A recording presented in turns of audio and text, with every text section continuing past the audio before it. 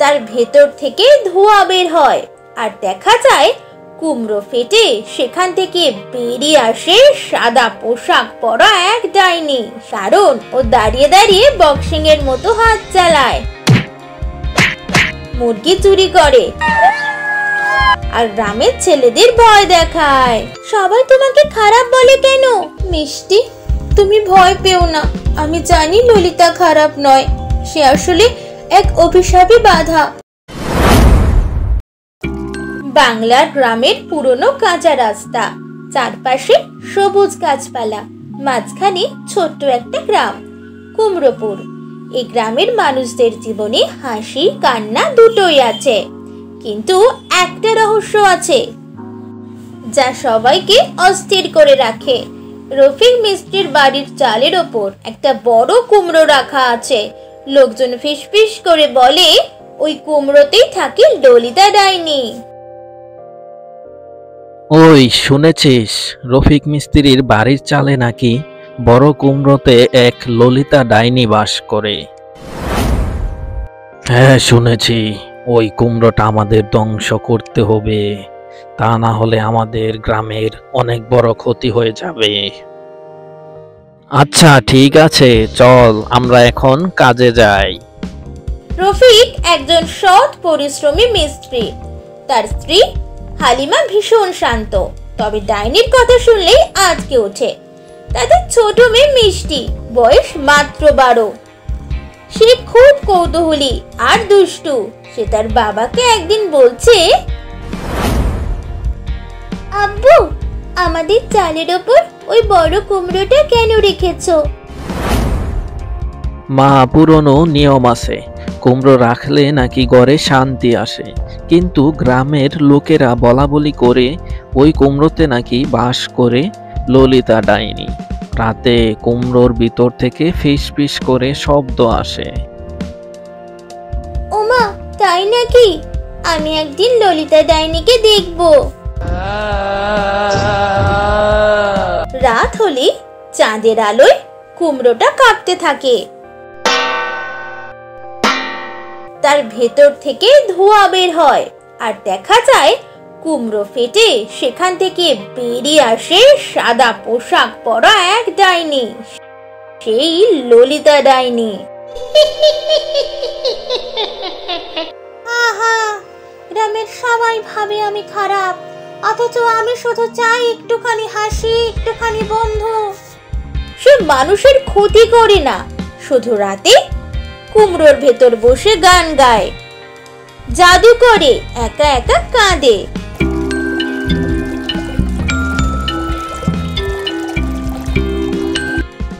এদিকে কুমড়োপুরের চারপাশে ঘোরে এক দুষ্টু প্রাণী, বক্সার শিয়াল। ওর নাম এমন কেন? কারণ ও দাঁড়িয়ে দাঁড়িয়ে বক্সিং এর মতো হাত চালায়, মুরগি চুরি করে আর গ্রামের ছেলেদের ভয় দেখায়। হা হা হা, কার আছে সাহস আমাকে ধরার? আমি বক্সার শিয়াল।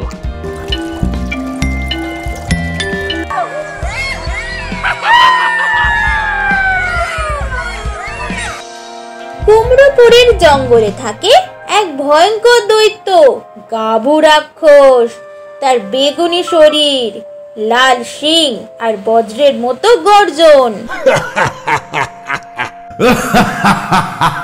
গ্রামবাসী ভাবে আমি দানব, আসলে আমি পাহারাদার।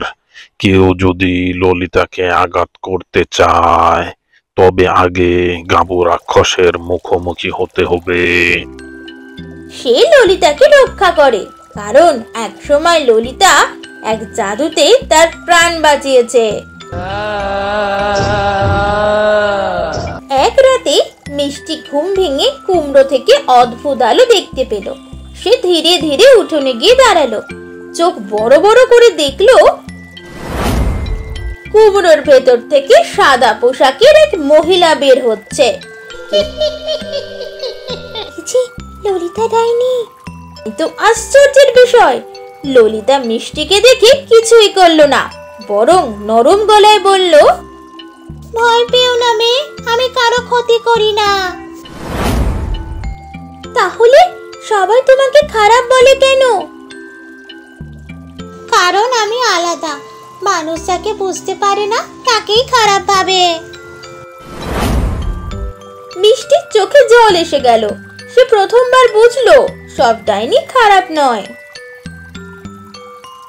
পরদিন সকালে হাতে খবর ছড়িয়ে গেল, রফিক মিস্ত্রির মেয়ে নাকি ডাইনিকে দেখেছে।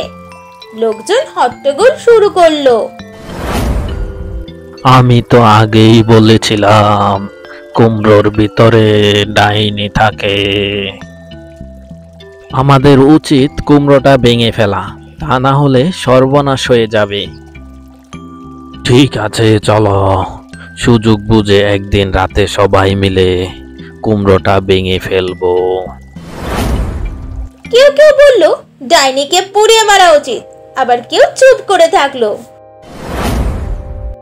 রফিক আর হালিমা ভয় থরথর করছে, তাদের মিষ্টিকে নিয়ে দুশ্চিন্তা। সেই রাতে মিষ্টি আবার কুমড়োর পাশে বসেছিল। হঠাৎ আকাশে আলো ঝলমল করে নেমে এলো এক সুন্দর পরী।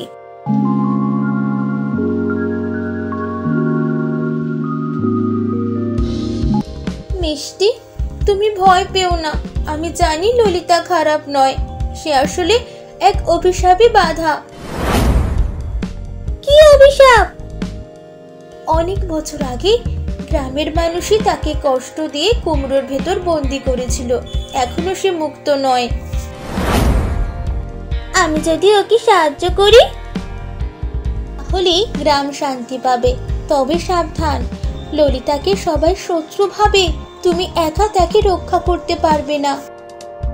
মিষ্টি মনে মনে প্রতিজ্ঞা করলো, আমি প্রমাণ করব ললিতা ডাইনি খারাপ নয়। কিন্তু এদিকে গ্রামবাসীরা কুমড়ো ভাঙার জন্য প্রস্তুতি নিচ্ছে। হা হা হা, মজা হবে। ডাইনির সাথে লড়াই হবে আজ।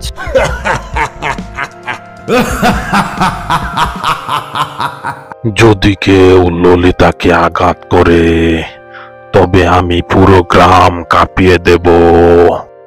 এভাবেই শুরু হলো কুমড়োপুর গ্রামের আসল লড়াই। অজ্ঞতার ভয় বনাম সত্যের সাহস। ছোট্ট মিষ্টি কি পারবে ললিতা ডাইনিকে রক্ষা করতে? গ্রামের মানুষ কি বুঝবে সব ডাইনি খারাপ নয়?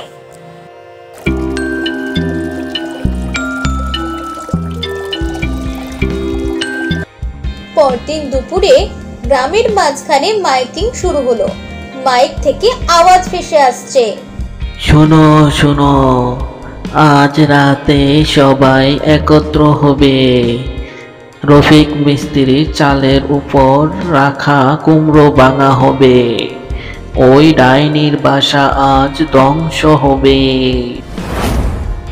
হাটে বাজারে চিৎকার চেঁচামেচি পড়ে গেল। কেউ বাঁশ, কেউ কুঠার, কেউ আবার আগুনের মশাল জোগাড় করতে লাগলো।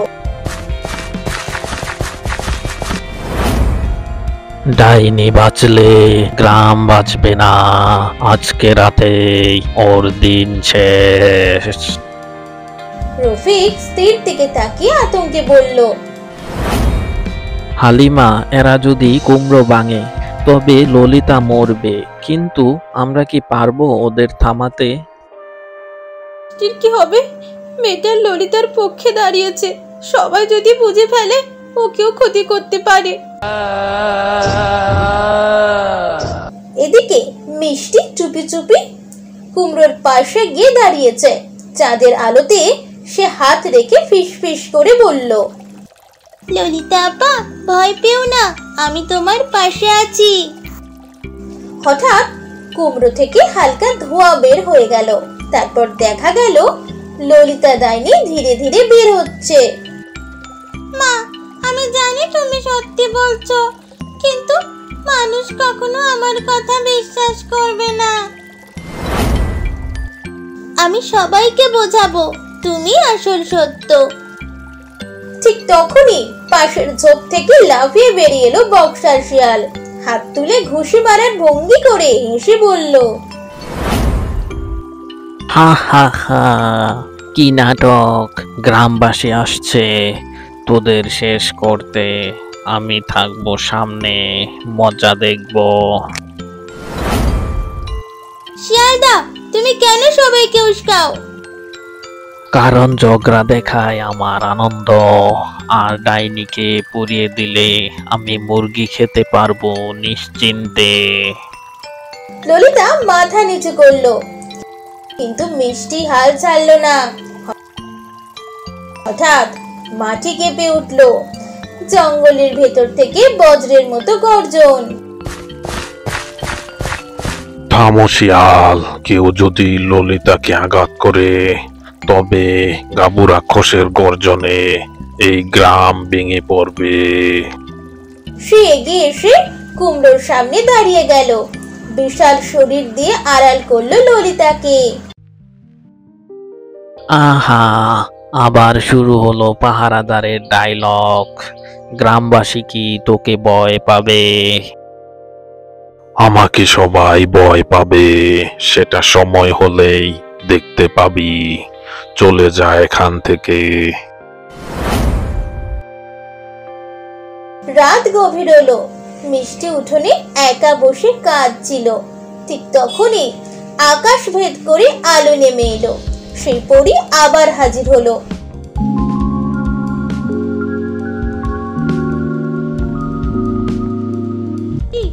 আজকের রাত খুব বিপজ্জনক, গ্রামবাসীরা কুমড়ো ভাঙতে আসবে। তুমি যদি সত্যি ললিতাকে বাঁচাতে চাও তবে একটা কাজ করতে হবে। কি কাজ? ললিতার অভিশাপ ভাঙতে হলে গ্রামের মাঝখানে দাঁড়িয়ে 3 বার বলতে হবে, ললিতা সত্যি ডাইনি নয়, সত্যি বন্ধু। কিন্তু সাবধান, তখন পুরো গ্রাম তোমার বিরুদ্ধে যেতে পারে। আমি ভয় পাবো না, সত্য কখনো লুকিয়ে রাখা যায় না।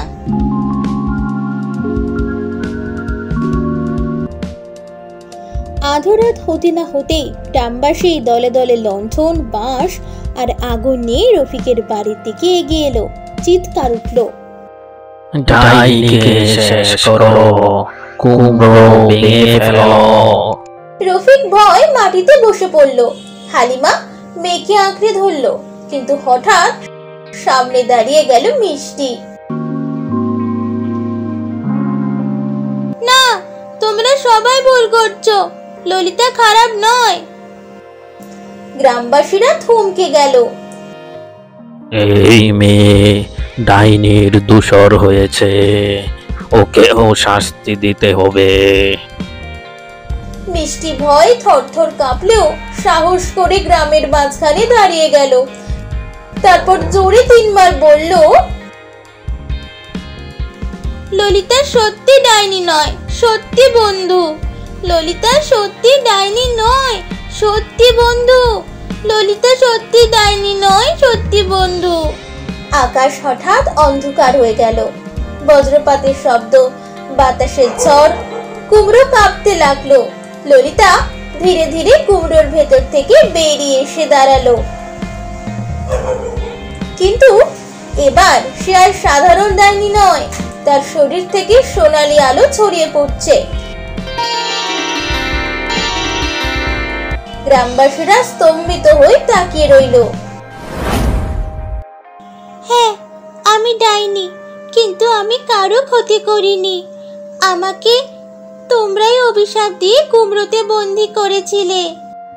গ্রামবাসীর চোখ বড় হয়ে গেল, কেউ ভয় পেল, কেউ অনুতপ্ত হলো।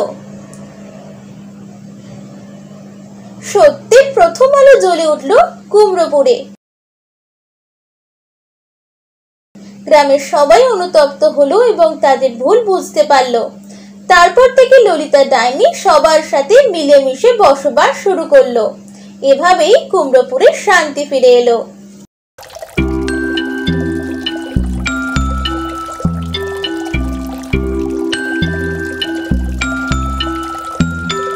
বন্ধুরা, গল্পটা আপনাদের কাছে কেমন লাগলো? যদি ভালো লেগে থাকে চ্যানেলটা সাবস্ক্রাইব করে দেবেন এবং কমেন্টে আপনাদের নাম বলে দেবেন। বন্ধুরা, আমাদের আগের ভিডিওতে কমেন্ট করেছিল রাজীব ও জুনাইদ হাবিব। সবাই আমাদের পাশে থাকবেন। বাই বাই বন্ধুরা।